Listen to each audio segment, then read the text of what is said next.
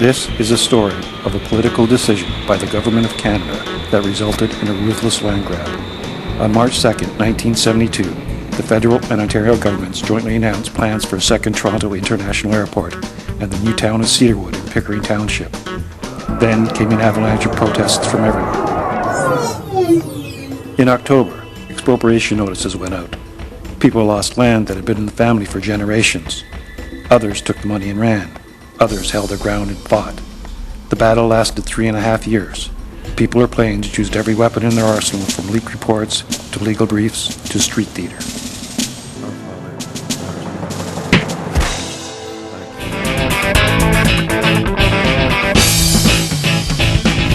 Just a mile north of here, we ran an Earth Days festival one year.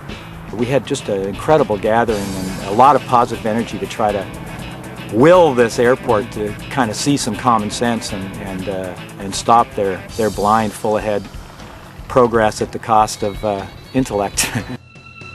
The next day, Ann Howes, Francis Moore, and Brenda Davies take up residence in Ernie Crothers' boarded-up house and defy the bulldozers.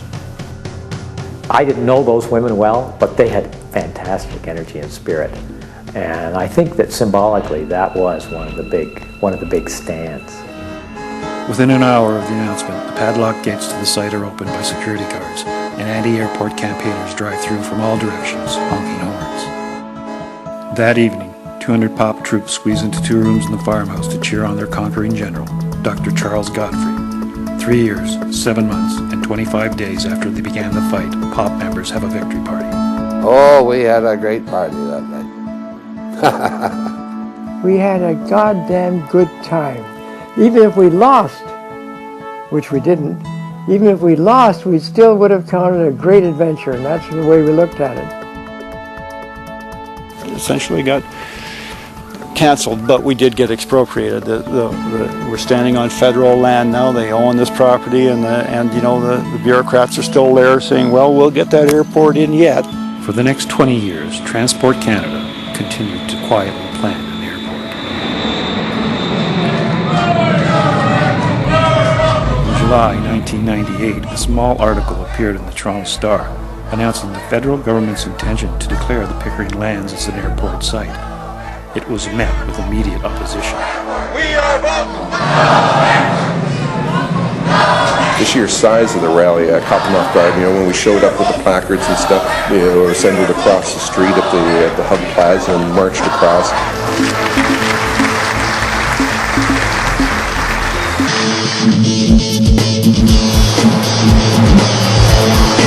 The Greater Toronto Airports Authority has presented a business case that just doesn't fly. They're fixing me in 60 days. They're giving me 60 days to move everything I own. It's my life invested.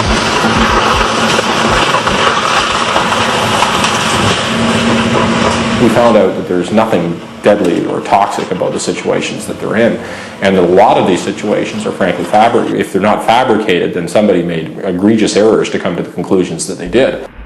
We seem determined in Southern Ontario to pave every ounce of farmland we've got, and Lord knows as we head into the next millennium, we don't need airports. We need fresh water, fresh food, and fresh air. That's what we need, and we have got, by sheer dumb luck, an enormous opportunity here for all those things right on the doorstep of the most populated area in Canada. We have 2 nuclear plants in the region. Why not balance that and offset it by being a leading-edge developer of wind power? Develop a technology that leads us through the 21st century rather than looking at a 20th century technology. The feds had no interest, right? From day one, they look at you as though you're some sort of alien. This is an airport site. What are you talking about? Our spirit lives on. We will prevail. Yeah.